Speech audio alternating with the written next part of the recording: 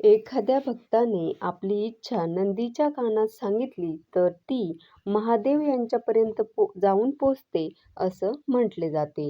म्हणूनच लोक शिवाऐवजी नंदीच्या कानात आपल्या इच्छा सांगतात.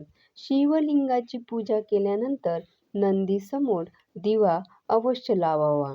नंदीच्या कानात इच्छा बोलण्यापूर्वी ओमचा उच्चार नक्की करावा.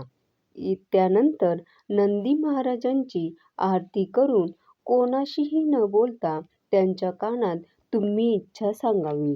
नंदी महाराजांच्या डाव्या कानात इच्छा सांगितली तर ती महादेवांपर्यंत पोहोचते असे मानले जाते.